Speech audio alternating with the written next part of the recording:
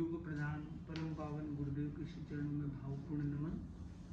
आज हम ठाणम सूत्र की कुछ चर्चा कर सकेंगे। ठाणम सूत्र का 10वां स्थान 10-10 बोल वाले विषय को सामने रखता है कि ऐसी कितनी चीजें हैं जो 10 काउंट में आती हैं। उन चीजों को इसमें विशेषकर सामने लाया गया है।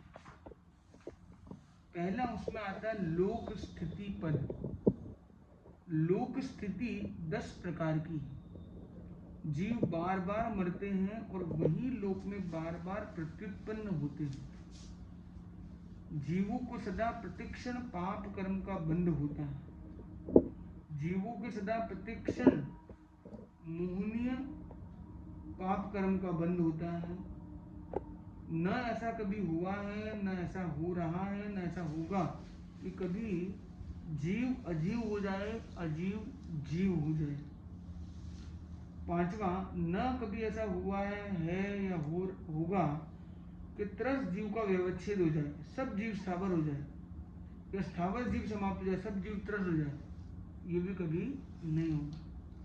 6ठा है लोक अलोक हो जाए, अलोक लोक हो जाए। 7वां है लोक अलोक में प्रविष्ट हो जाए, अलोक लोक में प्रवेश कर जाए। 8वां जीव है, जहां लोक है वहां जीव है, जहां जीव है वहां लोक है।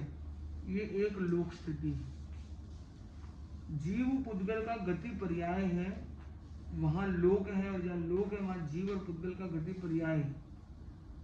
समस्त लोकांतों के पुद्गल दूसरे रुक्ष पुद्गलों के द्वारा अबद्ध पार्श्व स्पृष्ट होने पर भी लोकांत के स्वभाव से रुक्ष हो जाते हैं, जिससे और पुद्गल लोकांत से बाहर जाने में समर्थ नहीं होते। यह एक लोक स्थिति है। 10 प्रकार की लोक स्थिति मतलब 10 प्रकार की यूनिवर्सल ट्रुथ को यहाँ पे प्रेजेंट किया गया। जब विज्ञान जो है, मॉडर्न साइंस है, वो कहता है discovering universal law, universal truth, उसकी खोज कर रहा है। तो प्रभु महावीर ने उन सनातन सत्य को यहाँ पे प्रस्तुत किया है, जो सार्वभौम नियम। वो नियम क्या क्या है कि जीव बार बार मरते हैं और बार बार पैदा होते हैं। संसार का चक्र चलता रहता है कि वो जीव मरा तो कहीं और जन्मा, वहां मरा तो वहां जन्मा। ये संसार का चक्र है, ये एक लोक की स्थिति है, मतलब एक नियम कि जन्म मरण चलता रहता है। दूसरा हमने देखा कि ज्ञानावरणी आदि कर्मों का, पाप कर्म का बंधन होता रहता है। तीसरा हमने देखा मोहनी कर्म का बंधन भी होता रहता है। चौथा हमने देखा कि ऐसा कभी न था, है और होगा कि जीव अजीव में, अजीव जीव में बदल जाए। उसी प्रकार से ट्रस्ट स्थावर का एक्सचेंज, उसी प्रकार से लोक अलोक में का एक्सचेंज, उसी प्रकार से लोक अलोक में प्रवेश करे, अलोक लोक में प्रवेश करे। ये सारी चीजें न कभी थी, है और न कभी होगी। और उसी प्रकार से बताया गया कि जहां लोक है, अभी कुछ सत्यों को बताया गया जो होते हैं, हमेशा होते हैं। तो अंतिम 3 सत्य हैं कि जहां लोक है वहां जीव है, जहां जीव है वहां लोक है। मतलब जहां जहां जीव है वहां लोक होना अनिवार्य है। ऐसी कोई जगह नहीं हो सकती कि जीव तो है पर ये लोक ना हो, ऐसा नहीं हो सकता। और जहां जहां लोक है वहां वहां जीव है। मतलब लोक का एक छोटा सा भाग भी नहीं हो सकता जहां जीव ना हो। मतलब कहते ना, सुई की नोक जितना भाग भी नहीं है लोक में जहां जीव ना हो। तो ऐसा कोई स्थान नहीं जहां जीव और लोक नहीं, और ऐसा कोई लोक में स्थान नहीं जहां जीव ना हो। उसी प्रकार से 9वां सत्य बताया कि जीव और पुद्गल का गति पर्याय जहां है वह लोक है, वहीं जीव और पुद्गल गति करते रहते हैं, गति आगति आदि आदि। और 10वां समस्त लोकांत, लोक के अंतिम जो पार्ट होते हैं, लोकांत के पुद्गल दूसरे रुक्ष पुद्गलों के द्वारा, लोकांत के पुद्गल है वो दूसरे रुक्ष पुद्गलों के द्वारा अबद्ध अस्पृष्ट होने पर भी लोकांत के स्वभाव से रुक्ष हो जाते हैं, जिससे वो बाहर जाने में समर्थ नहीं होते। वो बोले ऐसी क्या दीवार है कि पुद्गल बाहर नहीं जाएगा।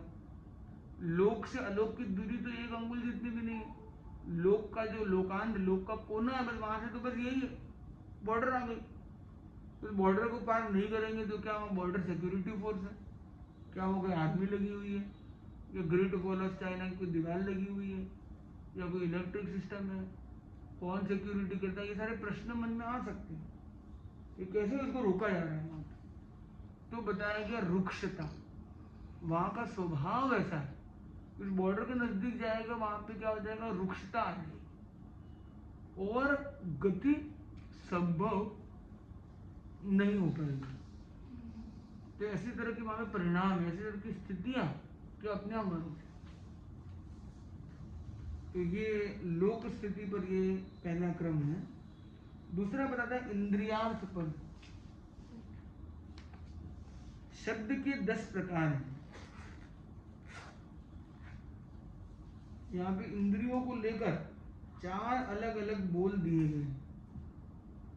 पहला है शब्द के 10 प्रकार, निर्हारी, पिंडिम, रुक्ष, भिन्न, जर्जरित, तार वाले बाजे वाले शब्द, दीर्घ, ये दूर तक सुनाई दे जैसे मेघ का शब्द, रस्व जैसे वीणा का सूक्ष्म शब्द, पृथक्त्व अनेक बाजों का संयुक्त शब्द, काकणी, काकली सूक्ष्म कंठों की गीत ध्वनि, और किंकिणी घुंघरू, घुंघरू की ध्वनि। ये 10 तरह के शब्द बताए गए हैं। ये इंद्रियों का विशेष शब्द है, तो शब्द के बारे में ये 10 प्रकार के शब्द बताए। इंद्रियों के अतीत कालीन नियम 10 हैं। किसी ने शरीर के एक भाग से भी शब्द सुने थे, किसी ने समस्त शरीर से भी शब्द सुने थे, किसी ने शरीर के एक भाग से भी रूप देखे थे, समझ से भी रूप देखे थे।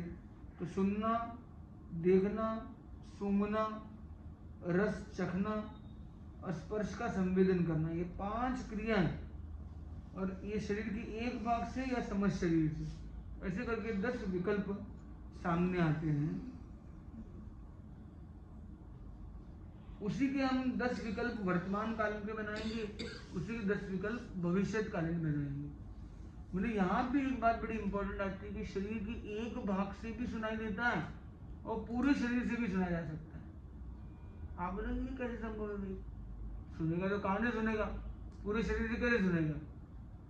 तो आप देखिए, इसको हम थोड़ा अलग वे में देखिए, तो जब वो कोई डीजे बजाता है, डीजे या एक हाई लेवल का म्यूजिक होता है, तो आप देखना कि पूरी बॉडी झमकृत होती है।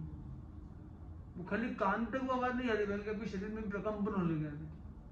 मतलब आज ये श्रवण ऐसे देखे तो कान से कर रहे हो, पर आपका शरीर का एक एक पोर ध्वनि से ध्वनित हो रहा है, मतलब ध्वनि पुद्गलों से संपर्क में आ रहा है और उसे प्रभावित भी हो रहा है। तो उसी तरह से हम जब रंग का होता है, तो कई ऐसे जीव हैं जिनके पास आंखें नहीं है, फिर भी वो रंग को पहचान लेते। कैसे पता उनको? तो जो वेवलेंथ होती है, रंग क्या है, एक वेवलेंथ, एक फ्रीक्वेंसी। तो 4 से लेकर 7 यूनिट तक की जो फ्रीक्वेंसी, वो तो हम देख पाते हैं। बाकी 4 से नीचे और 7 से ऊपर की फ्रीक्वेंसी, 4000 से 7000, 4000 से नीचे वाली, 7000 से ऊपर वाली फ्रीक्वेंसी की भी लाइट होती है, जिसको हम देख नहीं पाते अपनी आंखों से। जैसे एक्सरे, एक्सरे हम देख पाते हैं क्या? देखते नहीं पाते। पर एक्सरे मतलब एक किरण जाती जिसको मशीनों की तरह देखा जाता है, क्योंकि वो उस रेंज में नहीं, विजिबल लाइट के उसमें नहीं। और वो लाइट अगर आपके शरीर के पोर पर भी गिर रही है, वो तेज प्रकाश गिर रहा है कि लाइट प्रकाश गिर रहा है, उससे भी आपको ये समझ में आ जाता है। कई लोग जो बड़े ज्ञानी हैं तो समझ लेते हैं कि ये लाल रंग का प्रकाश है। यहाँ तक कि वो किताब पढ़ के वो देख लेते, आंख बंद है, उनको आंख दिखता ही नहीं उनको मानो। तो पहले कभी बचपन में दिखता है, उनको रंग की पहचान है, पर अभी आंख काम नहीं करती उनकी। या वो कोई प्रयोग कर रहे हैं, आंख में पट्टी लगा के देख रहे हैं अंदर की, वो टच करके बोले ये नीला रंग है, ये पीला रंग है, ये सफेद रंग है, वो बता पाते। मतलब ये है। और वैसे एक आता है संभिन्न स्रोतो लब्धि, भिन्न भिन्न स्रोत खुल जाते हैं। और ऐसा भी होता है कि आप हाथ से आंख का काम करेगा, आप हाथ ऐसे करते हो आप देख पाते हो, हाँ यहाँ ज़्यादा लोग हैं, यहाँ दीवार थोड़ी दूर है, यहाँ पे दीवार बहुत नज़दीक है, यहाँ दीवार बहुत दूर है। तो वास्तव में अभी भी आज किया जाता है, हमने भी ये प्रयोग सीखे थे और ये वास्तविकता है। आप आज आप भी करेंगे, प्रैक्टिकली आपको करना हो। हमारे विक्रम भाई मान लो, आपको भी प्रयोग करना था, आप हाथ ऐसे कीजिए, मान लो इस तरह से हाथ को ऐसे रखिए और आंख बंद करके देखिए, तो फील कीजिए दीवार किसके नजदीक किसकी दूर है, आपको फील हो सकती है। यहाँ पे एनर्जी कितनी आ रही है और यहाँ पे एनर्जी कितनी है, यहाँ दीवार दूर है, यहाँ थोड़ी नजदीक है, आपको फील होगा। आप सामने की तरफ कीजिए और पीछे की तरफ कीजिए। सामने की तरफ ऐसे कहीं, जैसे मेरे पीछे बहुत कम जगह और मैं ऐसे कर रहा हूँ तो ऐसा लग रहा है कि वो थोड़ा एनर्जी आती है, ब्लॉक हो रही है एनर्जी। मैं यहाँ कर रहा हूँ, दिख रहा है यहाँ पे एनर्जी मुझे फील हो पाती है, वो लंबी दूरी तक एनर्जी, मतलब वो आप भी चाहोगे तो फील कर पाओगे। थोड़ा श्रम आपको लग सकता है, पर इसका मतलब ये भी देख सकता है। देखने का मतलब सेंस कर सकता है। हमारी जो पांचों इंद्रियां, उसके लिए वर्ड क्या, एक वर्ड क्या है, सेंस ऑर्गन्स, जो सेंस कर सके, जिसमें सेंसर लगा हुआ है, जो संवेदनशील है, जो संवेदी है, संवेदन के केंद्र है। ठीक है, हमने ये कह दिया कि आंख से दिखता है, कान से सुनता है, पर ऐसा नहीं कि उसी से होता है, बल्कि आपके अंदर ये क्षमता है। और आप ये देखेंगे कि कई ऐसे उदाहरण भी आपको मिलेंगे, आपको लाइट हो रही है, आपको नींद नहीं आती, आंख में पट्टी लगा दो कर दो, वो ठीक है, क्योंकि शरीर को भी लाइट का एक्सपोजर होता है, उससे भी आपके हार्मोन रिलीज में फर्क पड़ जाता है। एक व्यक्ति से पूछ लिया गया कि जो छोटे छोटे बच्चे आते हैं उनको चश्मा जलने लग जाता है, ऐसा क्यों हो रहा है? ये टीवी बहुत देखते, मोबाइल देखते, इसलिए ऐसा हो रहा है। तो उसने एक महत्वपूर्ण रहस्य को प्रकाशित किया और उसने प्राचीन पद्धतियों की ओर भी ध्यान आकर्षित किया। उसने कहा कि पहले एक जमाना था, सूरज पूजना करते थे, सूरज पूजन, वो 10 दिन बाद, 12 दिन बाद, ये अमुक दिनों बाद होता है। तब तक बच्चे को क्या है, अंधेरे में रखा जाता है, कृत्रिम प्रकाश में नहीं लाया जाता था, तो सूर्य के भी तेज प्रकाश में नहीं लाया जाता था। बोले सूरज के दर्शन भी उसको बाद में कराए, ऐसा उसका एक प्रयोग था। ऐसा क्यों ऐसा करते? आपके टाइम ऐसा ही किया, तो ऐसा कारण क्या उसका? तो उसने एक बहुत महत्वपूर्ण वैज्ञानिक रहस्य की ओर ध्यान आकर्षित किया। उसने कहा कि क्योंकि एक, आप देखिए रात में हम 6 घंटे 8 घंटे भी अगर आदमी सोता है, तो हमारे उठने के बाद अचानक कोई लाइट उठते ही ऑन कर देता है, हमें बहुत अटपटन लगता है। थोड़ी देर हमारे अंधेरे में हम आंखें खोलते हैं, थोड़ा हमें दिखने लग जाता है, आँख सहन नहीं कर सकते। उसके बाद धीरे धीरे थोड़ी थोड़ी लाइट होती है तो हमें अच्छा लगता है, उससे भी तेज लाइट नहीं चाहिए, तो धीरे धीरे फिर तेज लाइट भी हो तो हमें कोई दिक्कत नहीं आती। तो लाइट क्रमिक रूप से जब आती है, अचानक आती है, तो हमें परेशान करती है। वैसे ही बोले कर 6 घंटे 8 घंटे में इतना है, 9 घंटे से तो कम नींद है, पर ये तो 9 महीने है अंदर कोख में, 9 महीने बाद निकला है अंदर कोख में, तो अंधेरा है। सामान्य था, वहां भी थोड़ा प्रकाश का स्कोप तुलनात्मक कम होगा। अब वो जीव जब बाहर आया है और झिल्ली के अंदर होता है, सुरक्षा आदि की दृष्टि से भी शरीर के अंदर सब तत्व रहते हैं, तो जब बाहर आता है तो एकदम भी ज्यादा प्रकाश होगा। और आजकल क्या हो रहा है, जो बच्चा जन्मता है वो हॉस्पिटल में जाता है और हॉस्पिटल में तेज प्रकाश रखा जाता है, तो निकलते ही प्रकाश इतना ज्यादा हो जाता है अंदर कि उसकी आंखों पर एकदम तनाव सा आ जाता है, वो आंखें स्ट्रेस में रहती है एकदम ऐसे करता है। और वो आंखें कठिनाई भी जाती है तो ये भी एक कारण संभव है कि क्यों आंखों की तकलीफें बढ़ रही है, चश्मा आ रहा है, आदि आदि। जिस मेडिकल सेक्टर में आप इलाज कराने जा रहे हो उसी मेडिकल फैसिलिटी से वो प्रॉब्लम शायद जनरेट हो रही हो। ये भी समय टीवी मोबाइल देखेगा वो तो बहुत बात की बात है, पर उसको जन्म के साथ ही ये चीज़ हमने डाल दी। और जो फर्स्ट टाइम एक्सपोजर जो है वो ज़्यादा महत्वपूर्ण है। वो कोई बच्चा नाजुक पैदा हुआ है तो उसको तो कांच की पेटी में रखते हैं और ज़्यादा लाइट रखते हैं। लाइट को ये याद है कि वो ठंडक के कारण ठंडक बहुत लग गई है, इसमें थोड़ी सी गर्मी दे दी, गर्माश दे दी। वो गर्माश देते थे वो लाइट भी उतनी दे देते हैं तो क्या करें। तो ये भी एक संभव कारण है कि क्यों आँख की तकलीफें आज दुनिया में बढ़ रही। और चश्मा उतना कॉमन पहले के ज़माने में नहीं था जितना आज देखा जा रहा है। और भी अनेक कारण हो सकते हैं, तो एक कारण ये भी। तो ये इंद्रियों के बारे में यहाँ पे कुछ बात आई है। तीसरा जो पद है वो है सूत्र नंबर 6, जिस पर है अच्छिन्न पुद्गल चलन पद। 10 स्थानों से अच्छिन्न स्कंद से संलग्न पुद्गल चलित होता, आहार के रूप में लिया जाता हुआ पुद्गल चलित होता है।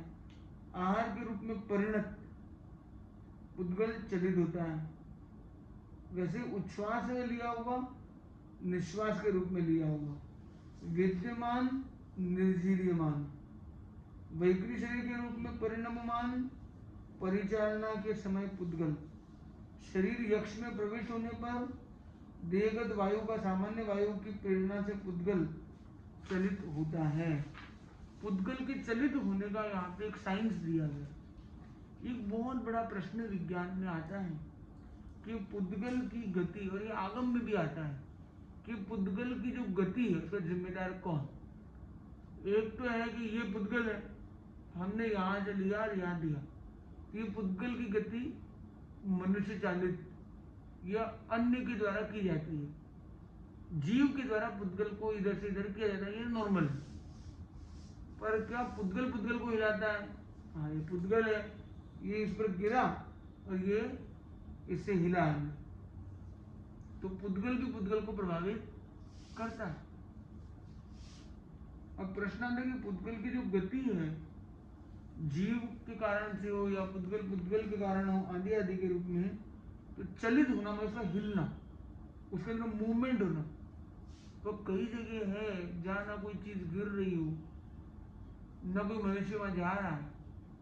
पता नहीं अंटार्कटिका में ऐसी कितनी जगह होगी, आर्टिक ओशन में कितनी ऐसे स्थान होंगे जहाँ सामान्य मनुष्य जाता ही नहीं। विशिष्ट मनुष्य भी सामान्य मतलब जाना प्राय नहीं हो पाता है। तो क्या उन क्षेत्रों में पुद्गल में हलन चलन नहीं? जहाँ ऐसे क्षेत्र है जहाँ पे हवा भी नहीं, वैक्यूम वाले, क्या वहां पुद्गल में चलन नहीं? तो पुद्गल चलित होने के 10 बोल इसमें दिए गए। और उसके अंतर्गत जो बोल है उसमें एक आया देहगत वायु का सामान्य वायु की प्रेरणा से।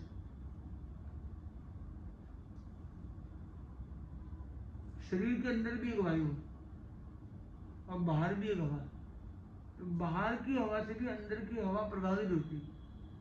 आप जा रहे हो, बहुत तेज हवा चल रही है, विक्रम भाई आवाज आ रही है मेरी? तो तेज हवा चल रही है, कितनी तेज, कितनी स्पीड में?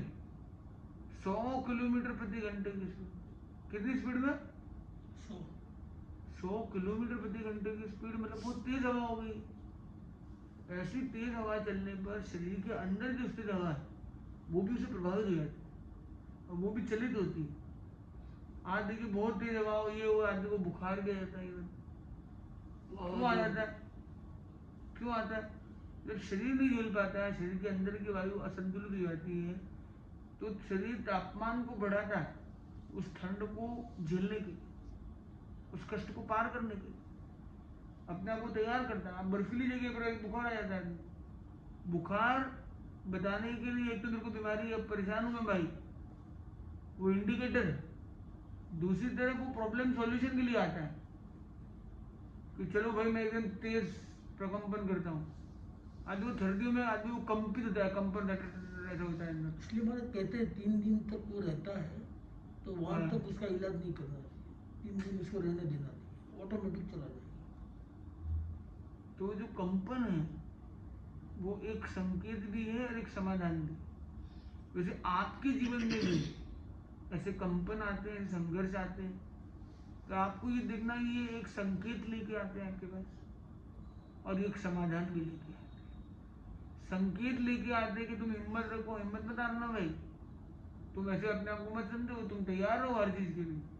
वो संकेत देता है कि कहीं ना कहीं लोचा हो रहा है, आपकी पुण्य का पावर कम हो रहा है, इसलिए आपकी सुनवाई नहीं हो रही है, आपके कार्य की कार्रवाई नहीं हो रही है, इसलिए आपको परेशानी आ रही है। परेशानी आके कह रही कि तुम्हारा पुण्य का बैलेंस कम हो रहा है भाई। वो आके बताती है कि आपका जो बातचीत करने का जो ये भी वाइब्रेशन कनेक्शन है वो सही नहीं जा रहा। आपको वो संकेत देती है या तो आपकी संगत उपयुक्त नहीं है, या आपका जो काल भाव है ये उचित नहीं हो रहा, ये वर्क करो, ये संकेत करती है। और वो हमें समाधान भी कई बार देती है। छोटी मोटी चीजों में ऐसे गिरा देती है, घेर लेती है कि बड़े गलत कार्य हमसे ना हो जाए। छोटे कार्य में ऐसे अटका देती है कि बड़े कार्य करके हम कहीं उलझ न जाएंगे, बड़े ब्लंडर ना हो जाए। छोटी मिस्टेक अच्छी है जो बड़े ब्लंडर से हमें बचा सके। तो उस रूप में अगर हम उसको देख पाते हैं। अगला विषय आता है 7वें सूत्र में, क्रोधोत्पत्ति पद। क्रोध की समस्या सामान्य, सर्वमान्य, तो बहुत महत्वपूर्ण है। तो क्रोध आने के 10 कारण यहाँ पे बताए गए हैं। अमुक व्यक्ति ने मेरे मनोज्ञ शब्द, स्पर्श, रस, रूप, गंध का अपहरण किए थे।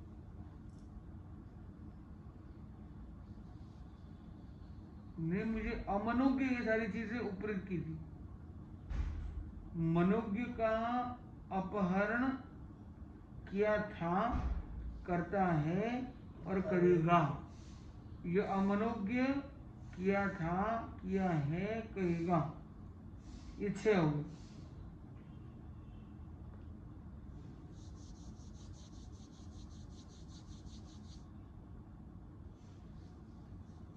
अमुक व्यक्ति ने मेरे मनोज्ञ अमनोज्ञ दोनों को साथ में जोड़ के लास्ट है, मैं आचार्य उपाध्याय के प्रति सम्यक वर्तन, अनुकूल व्यवहार करता हूँ, परंतु वो मेरे साथ मिथ्या वर्तन, प्रतिकूल व्यवहार करते हैं।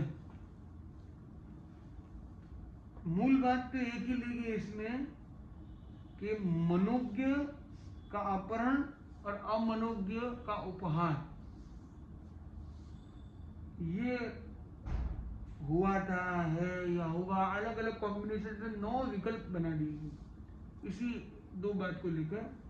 और एक लास्ट है, आचार्य उपाध्याय के प्रति मैं तो बहुत करता, वो मेरे लिए नहीं करता, इसलिए मुझे गुस्सा आता है। तो गुस्सा एक आया, चाहा मन चाहा, हुआ अनचाहा, तब आदमी गुस्सा आता है। और दूसरा कारण दिया, जब हमारी एक्सपेक्टेशन मीट नहीं होती कि मैंने उसके लिए इतना किया, उसने मेरे लिए इतना नहीं किया, हिसाब किताब मैच नहीं हो रहा है।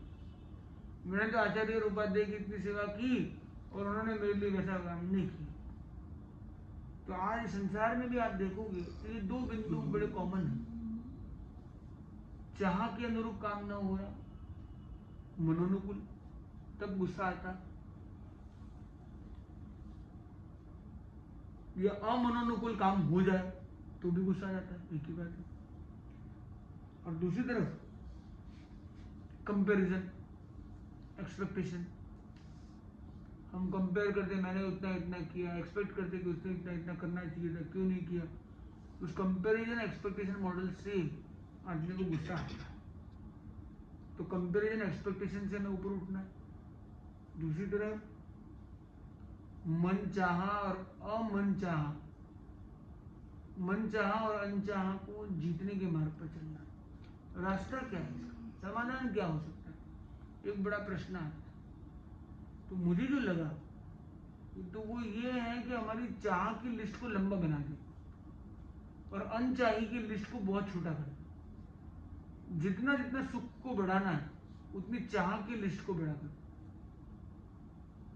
चाह की लिस्ट को बड़ा करने का मतलब चाहते बढ़ाने का काम मैं नहीं कह रहा हूं। मतलब कि भाई कोई मुझसे आके प्रणाम करे तो बहुत अच्छी बात है भाई।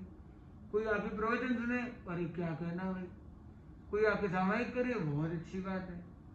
और कोई छुट्टी बना ले, वो भी बहुत अच्छी बात है। आ गए तो वेलकम है, नहीं आए तो भी मोस्ट वेलकम है। तो हमें खुद के लिए काम करने का वेलकम हो जाएगा, वो आएगा उसके साथ टाइम स्पेंड करेंगे, वो भी वेलकम है। मुझे दोनों तरफ सोच पाता है। फिर जो चाह अनचाह वाली जो लिस्ट है उसमें चाह वाली लिस्ट उसकी अपने आप लंबी हो जाती है।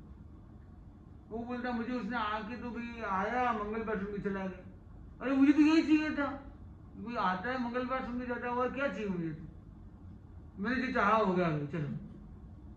और ये बोलता नहीं महाराज ये तो आगे बढ़ गया, तो बोले मैं पूरी सामायिक करूंगा, मैं आया हूँ कुछ सुनाओ भाई। अरे मेरे को तो यही चाहिए था कि सुनने वाला मिल जाए, ये तो बहुत अच्छी बात है। कोई आया है महाराज दूर से ऐसे प्रणाम करके चला गया, और मुझे यही चाहिए था कि मेरे फ्लो में डिस्टर्ब नहीं करे कोई, आए दर्शन करके भी जाए डिस्टर्ब भी ना करे, ये तो बहुत अच्छी बात है।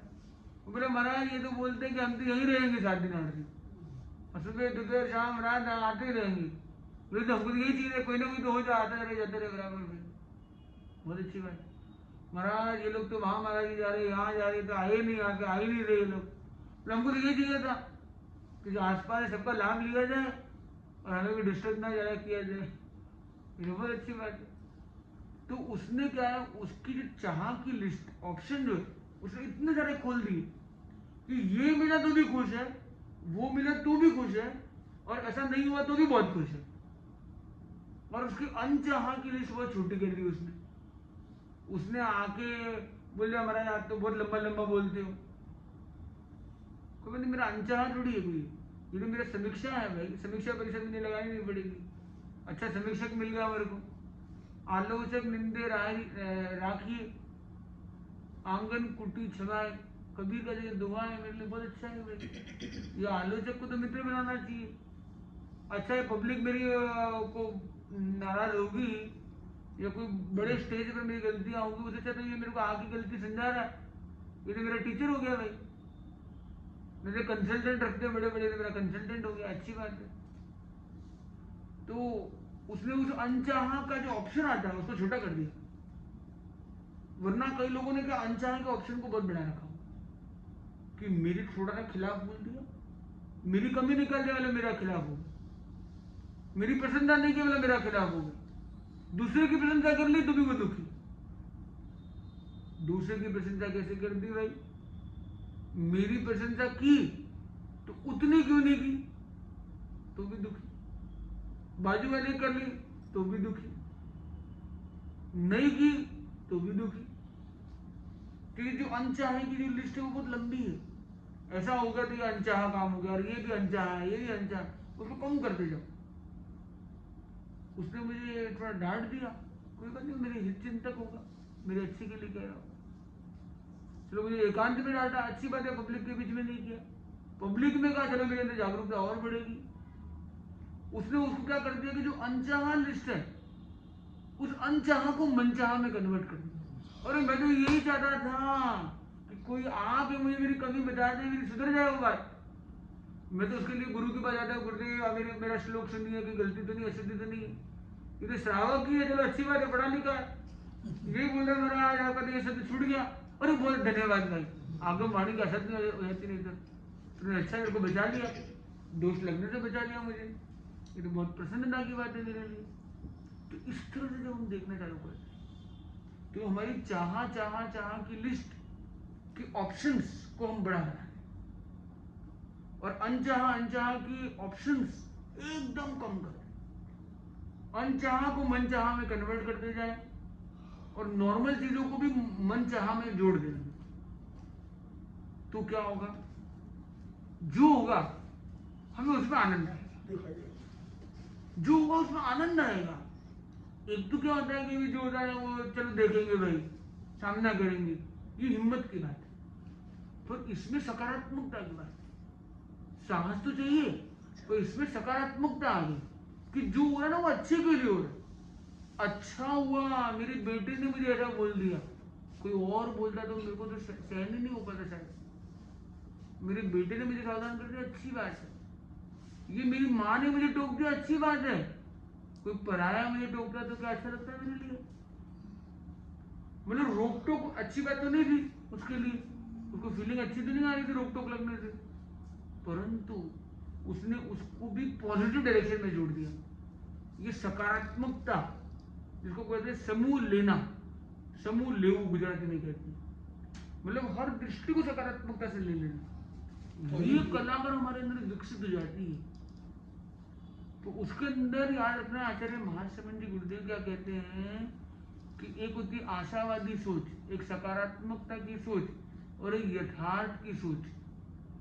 तो हमें क्या है, एक होती है खुली सोच, हमें सारी चीज चाहिए, हमें खुली सोच भी रखनी है, सकारात्मकता भी रखनी है, आशावादिता भी रखनी है, तो साथ में यथार्थ दृष्टि भी रखनी है। तो आचार्य महासमन जी कहते हैं रियल थिंकिंग होनी चाहिए, पॉजिटिव विजन, पॉजिटिविटी नहीं खाली, पॉजिटिव तो हो गई सकारात्मकता, रियल थिंकिंग मतलब वास्तविकता, वास्तविक चिंतन का जो है वो तथ्य के साथ चिंतन को देना। चिंतन, अरे ये बहुत अच्छा होगा जी, बहुत अच्छा होगा, अरे 100 करोड़ की फैक्ट्री डाल दे, सब अच्छा हो जाएगा, पैसा कौन देगा? अरे मेरा ले जा तू, मैं लगा दे, और डूब गया तो फिर दुखी, क्योंकि उसने रियल ग्राउंड पर काम ही नहीं किया। सकारात्मकता सोच ली, आशावादी बन गया, अरे सब अच्छा होगा जी, क्या है अपने आशा अमर धन है, चलो।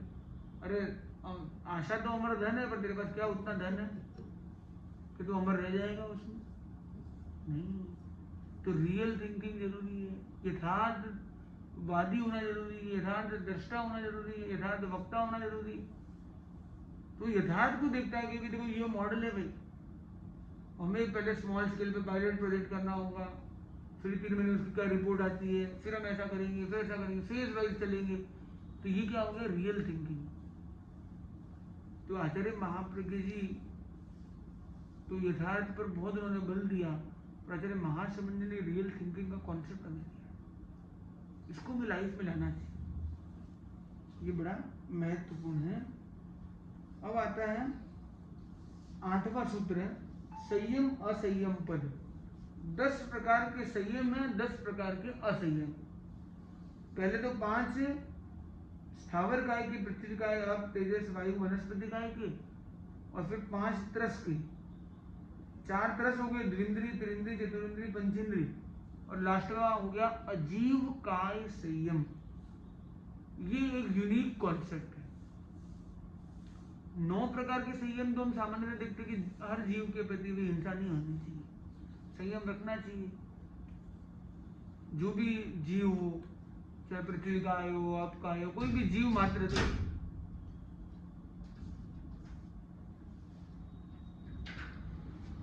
तो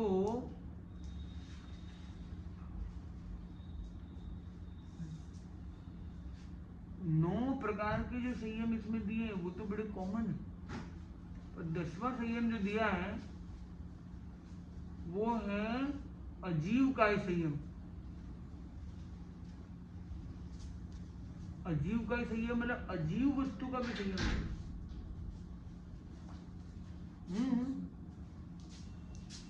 आप आसन है उधर लाल कलर ले सकते हो।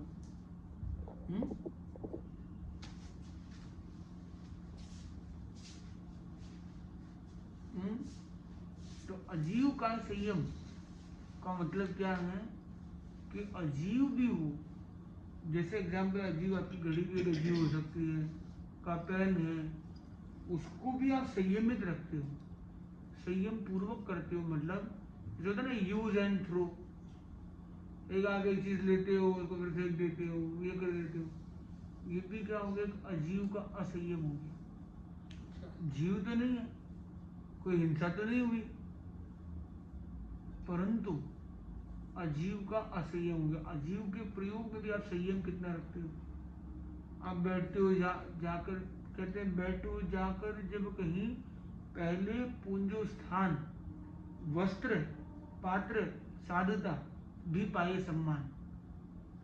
बोले साधु के लिए कहा गया कि आप वस्त्र रखते हो, पात्र रखते हो, उसको भी आप पहले पूंजो स्थान, ऐसे ही जाके जाके ऐसे ही मत बैठ जाओ। पहले स्थान पूजे, बोले स्थान के जगह यहाँ कीचड़ तो नहीं पड़ा है, कचरा तो नहीं है, क्लीन है कि नहीं है, फिर अच्छे से आसन बिछाओ, करो आराम से बैठो, ताकि साधुओं को भी सम्मान मिलेगा।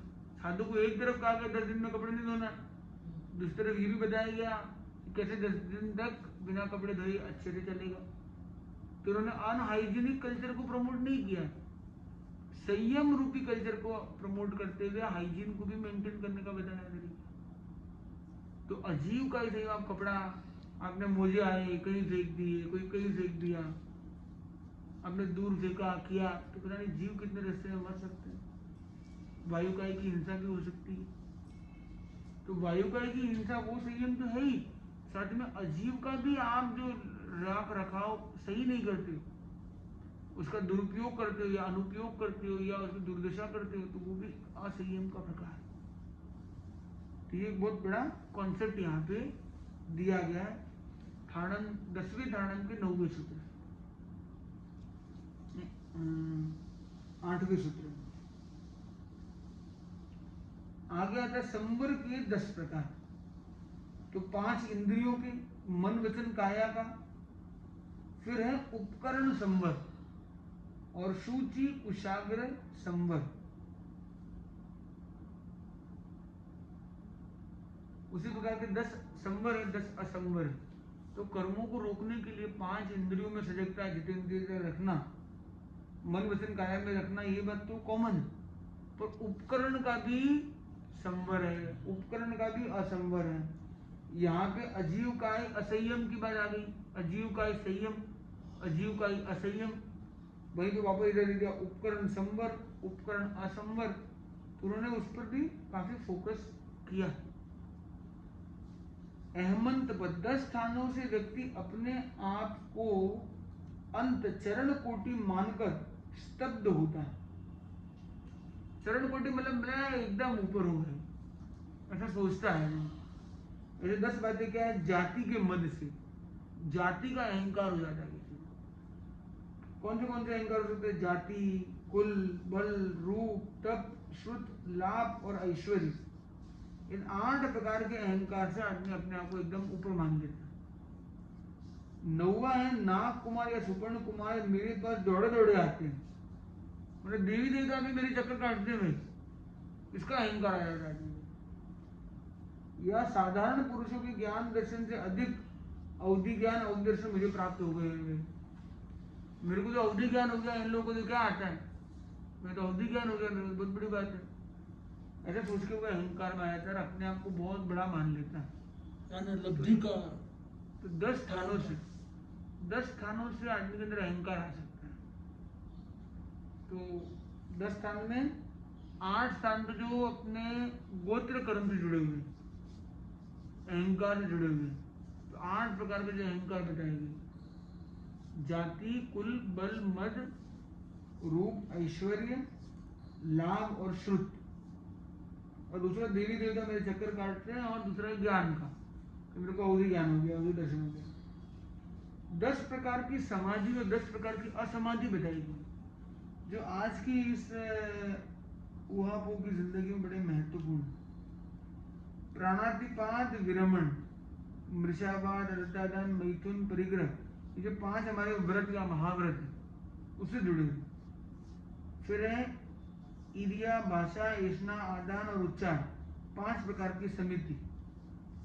5 महाव्रत और 5 समितियों के जो नाम, उनसे जुड़े हुए ये क्या है, 10 समाधि के कारण है कि ये 5 महाव्रत 5 समिति लोगे तो आप समाधि के 10 कारण हो गए, और इन्हीं के उल्टे जो क्रम है ये सारे असमाधि के कारण है। कि आदमी को असमाधि क्यों होती है?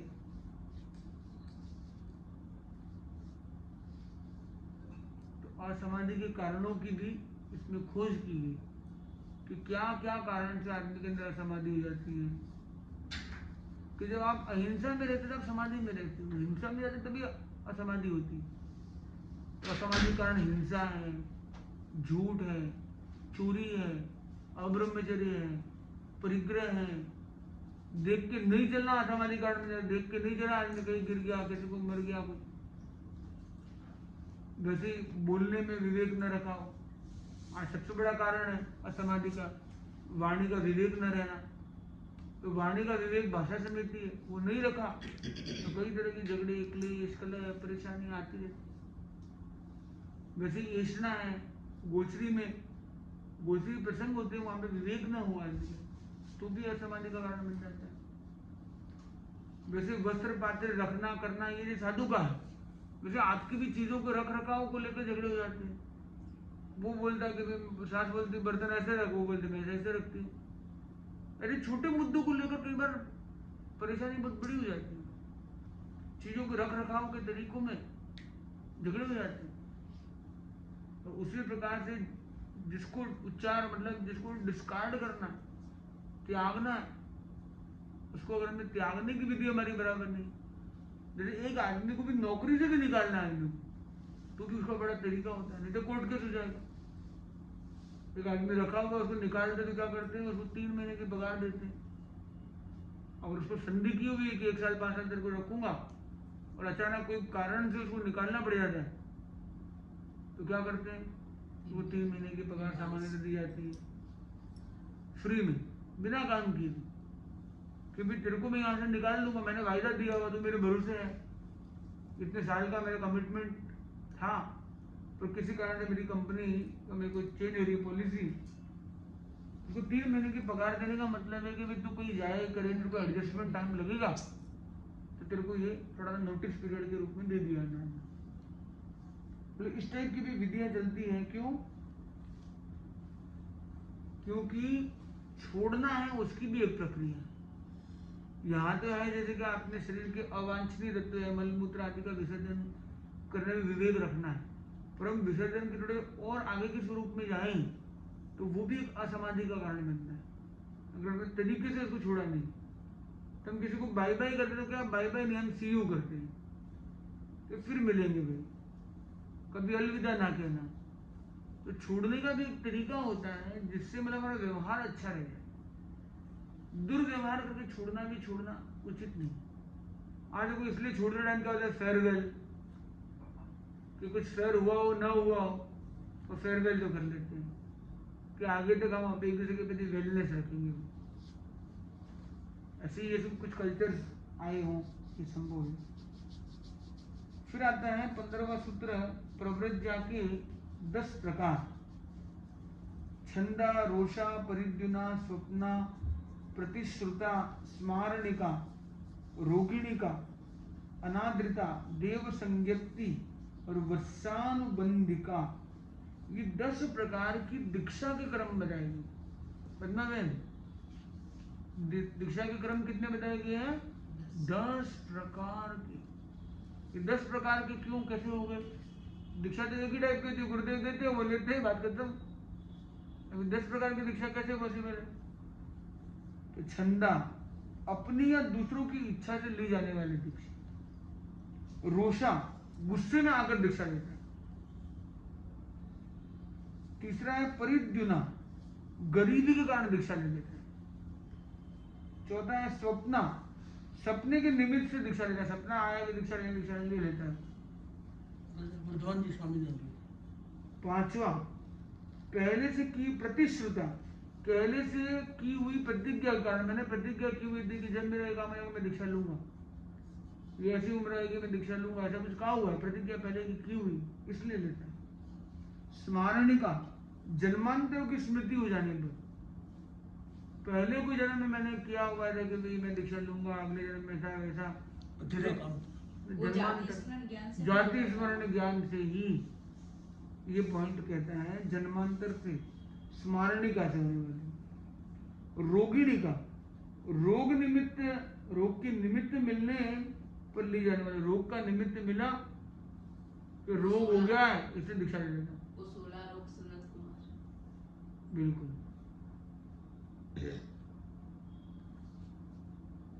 अनादृता, अनादर करने पर ली जाने वाली दीक्षा। यहाँ मेरा अनादर हो रहा है, मैं जा रहा, मैं दीक्षा ले लेता हूँ। देव संज्ञप्ति, देवता के द्वारा प्रतिबोध देने पर, जैसे तीर्थंकर लेते हर तीर्थंकर को देवता प्रतिबोध करते हैं जाके, पर वो स्वतः संबुद्ध होते हो, पर उनका एक अलार्म का काम करते हैं, अलार्म रूप औपचारिकता होती है। और लास्ट वत्सानुबंधिका, दीक्षित होते हुए पुत्र के निमित्त से ली जाने वाली दीक्षा। मतलब किसी का बेटा दीक्षा ले रहा है तो वत्सानुबंध का, वत्स से अनुबंध है, उसके बेटे का इतना अनुबंध है कि मेरा बेटा दीक्षा लेने मैं भी ले लेता हूँ। तो इस दसों के उदाहरण ठाणम सूत्र को देखने को मिलते हैं, जहाँ एक एक प्रकार की दीक्षा को यहाँ पे समझाया गया। अपने लिए इच्छा से लेना दीक्षा ये सबसे कॉमन है। तो एक बौद्ध भिक्षु की स्टोरी आती है कि गोविंद नाम का व्यक्ति था, जैन आचार्य ने 18 प्रकार के वाद में पराजित किया, 18 बार वाद विवाद में उनको पराजित किया जैन आचार्य ने। इस पराजय से खिन्न होकर उन्होंने सोचा, जब तक मैं इनके सिद्धांतों को पूर्ण रूप से समझ नहीं लेता हूँ तब तक इनको वाद प्रतिवाद में जीत नहीं सकता हूँ। ऐसा सोचकर जैन आचार्य के पास आते हैं और जिन्होंने उन्हें पराजित किया था उनसे ज्ञान सीखना प्रारंभ करते हैं। धीरे धीरे सारा ज्ञान सीख लिया। इस चेष्टा से ज्ञानावरण का कर्म क्षय हुआ और उन्हें केवल ज्ञान प्राप्त हुआ, या विशेष ज्ञान प्राप्त हो गया। एक बार आचार्य के पास गए, अपनी सारी बात उनके समक्ष सरलता से रखते हुए कहा, आप मुझे व्रत ग्रहण करावे। आचार्य ने उन्हें दीक्षित कर दिया। अंत में वे सूर्य पद पर प्रतिष्ठित और वे गोविंद वाचक के नाम से प्रसिद्ध हुए। सूर्य पद आचार्य। तो यहाँ पे क्या हुआ है, स्टोरी के अंदर एक बौद्ध भिक्षु है जो, और उस समय में बौद्ध और जैनों के अंदर और अन्य दर्शनों में वाद विवाद बहुत चलता था। तो जैन मुनि से वो 17-18 बार वो हार गया था बौद्ध भिक्षु। तो उसने बोला कि इनके सिद्धांतों को जाने बिना तुमको हरा नहीं सकता हूँ, तुमको जानना है तो शिक्षा लेने जाता है। कि जिससे हारा था उन्हीं के बाद कि जैन सिद्धांतों की मुझे तो शिक्षा लेनी है। लेते लेते लेते अंदर कई सालों तक जाता है और एकदम अंदर रच पच जाता है, अंदर उसको उस पर विश्वास भी होने लग जाता है, गहरी आस्था जुड़ने लग जाती है। और फिर वो क्या करता है कि जैन मुनि की दीक्षा भी ग्रहण कर लेता है और उससे इतना वो प्रभावशाली बन जाता है कि आगे जाके वो आचार्य भी बन जाता है। तो इस तरह की अनेक घटनाएं भी इसमें मिलती हैं। आज हमने कुछ सूत्रों की बात की और लास्ट में 16वां सूत्र है श्रवण धर्म के 10 प्रकार। शांति मुक्ति आर्जव सुख माधव लाघव सत्य संयम तपदस धर्म है त्याग ब्रह्म युत तथ्य। 10 प्रकार के धर्म जिसके आधार पर दिगंबर में समुदाय में 10 लक्षण पर्व मनाया जाता है, उसका आधार भूत सूत्र ठाणम ग्रंथ के 10वें अध्ययन के 16वें सूत्र के रूप में मिलता है। आगे के क्रम में हम और आगे आगम पर चर्चा कर सकेंगे। आज के लिए इतना ही। ओम अर्पण।